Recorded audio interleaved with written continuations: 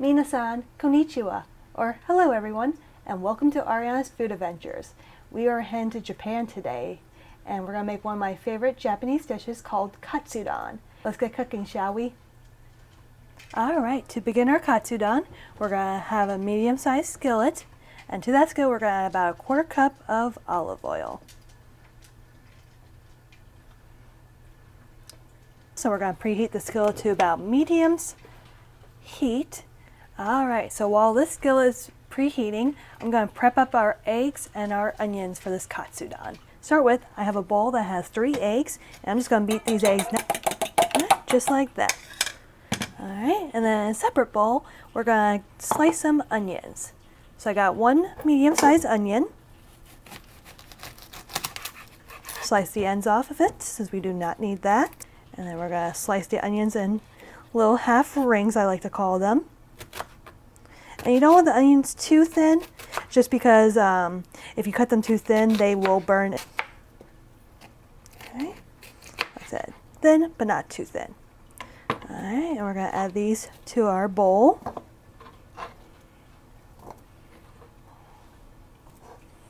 Alright, now that our eggs and onions are prepped up, let's get started on our sauce.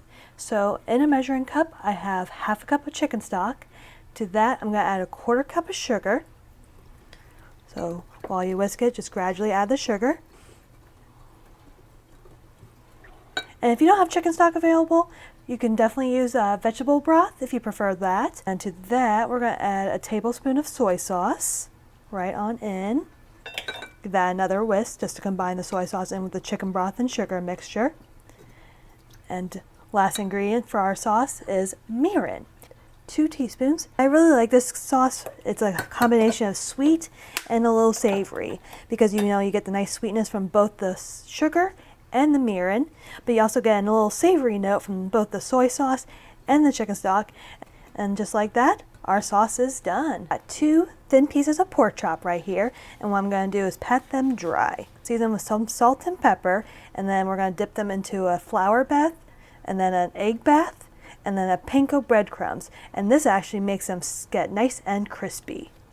So it's going to season them. So first side, season well with salt and pepper.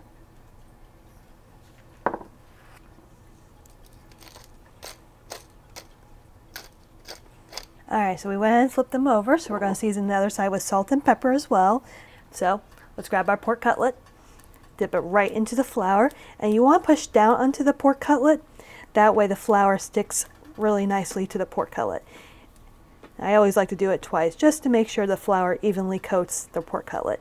And you may think that's a lot of flour, just shake off the excess and all the excess will come right off.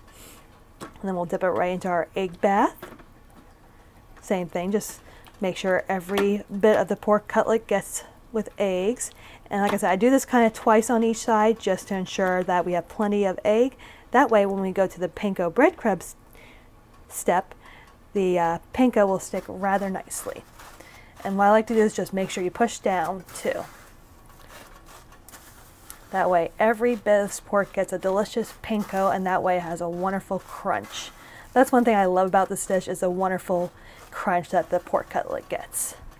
Alright, like the flour, just make sure you shake the excess off. I'm just going to push down a little bit more just to make sure that it's all coated. Alright, so there's one.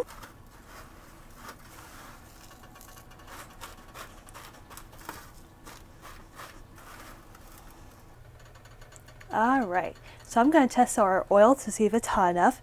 And what I like to do is take the tray that had the panko breadcrumbs in and just throw in a piece. And I usually cook the Katsudon for about a minute on each side. That way it gets nice and crunchy, and that way it's just about cooked through. So as you can see, that piece gets nice and golden brown. And a minute has passed, and it's to the perfect temperature. So we'll take our pork cutlet, and we're just going to tilt the oil pan. That way it gets a nice golden brown color. I will see you here in a minute. Alright, so our Katsudon has been cooking on the first side for a minute. Let's take a look at the side, shall we? Ooh, look at that beautiful golden brown crust. Alright, so we're going to cook it a minute longer on this side. I'll see you back in a little bit. Alright, our last piece is golden brown on both sides. Look at that beautiful crust. Alright, actually have them on a paper towel just to drain off the excess oil from it. There shouldn't be much since we only did about a 1/4 cup, but just to drain any excess. And to that same pan, we're going to lower the heat a little bit to about medium-low. We're going to add the onions right in.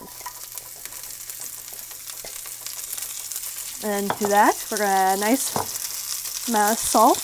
And what the salt's going to do is bring out the moisture in the onions. That way they cook down and they start caramelizing. I'll see you back when they're done. Alright, so the onion's been cooking down. They still need a little bit longer, but you can see they're starting to get nice and golden brown. And that's exactly what we want, because we want them to get cooked down, and that way it's not just a raw onion flavor, but a nice sweet onion in this mixture. But whenever I cook rice, I always take whatever I need amount of rice, I put into a strainer, and then I run that strainer under nice cold water. And when you do this, you'll actually notice that a milky white color comes from the water. And don't worry, it's not your water. It's actually the extra starch that's actually contained in rice. And when you do that, it actually gets rid of that excess starch. That way, when you go to cook rice, it actually leaves you a nice, fluffy rice and not overcooked. Alright, so our onions are perfectly cooked and caramelized. What I'm going to do is now preheat our oven to 375 degrees. Get that going. And then to that, remember that wonderful sauce mixture we made with mirin, soy sauce, and chicken stock and sugar? We're going to add that right to the pan. And then to that skillet, we're going to bump the heat back to where the heat was, to medium earlier. And what we're going to do is we're just going to give it a nice little stir. And we're going to let the sauce reduce rather nicely. And the reason why I'm stirring is because remember those nice beautiful brown bits we have in the pork earlier? That's going to add wonderful flavor, and it's going to deglaze the pan from the chicken stock. So just going to give that a nice little stir. And we're going to let that sauce reduce about half. I'll see you in a little bit. Alright, so while our sauce is cooked down, we're going to slice the pork chops into nice thin pieces. You hear that crunch? And don't worry if your pork is a little on the pinkish side, that's okay, because we're going to finish cooking in the oven. Alright, let's go check on our sauce to see how it's looking, shall we? I went ahead and add those 3 eggs I beaten up earlier to our onion, our mirin, soy sauce, chicken stock, and sugar sauce mixture. And so we're going to add that to our oven that's preheated at 375 degrees. And we're going to set in there for about 5 minutes, just until the eggs are cooked through and set. I'll see you back in 5. Alright, so while the eggs are cooking, I figure I share another trick with you about green onions. So I always find myself, when I buy green onions, I bring them home, clean them, and keep them in the fridge. Great, the first day they're nice and crispy, they have that nice mild onion flavor. However, after a few days in the fridge, they start becoming very wilty, very slimy, very disgusting, basically. So what I found this trick is to go ahead and wash them as normal, and then you'll cut them into your thickness as you like. I like having nice thin green onions. That way it doesn't overpowering the dish, but it gives a nice mild onion green flavor. And so once they are all cut, I put them into a mason jar. And this mason jar I stick in the freezer. And what's great about this is when you need a green onion in a pinch, you just take it right out of the freezer, and then you can garnish any dish with some green onions. And I love this trick because it saves time, and that way they're already chopped up. And not only that, they literally thaw out within seconds, being placed onto a hot dish from the freezer. And you never get that slimy texture ever again. That's my trick for some good old green onions. So I went ahead and pulled our eggs. They're nice and set. And to that, I'm going to add our nice sliced pork cutlets right on top. And we're just going to put this back in the oven just for a couple minutes. I'll see you back in a few.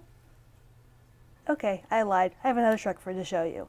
So I went ahead and planned ahead and cooked up a big batch of rice, just so I have some extra rice on hand. That way it's just a simple reheating. So what I like to do is I just put a nice spoonful of rice right in the center of my plate.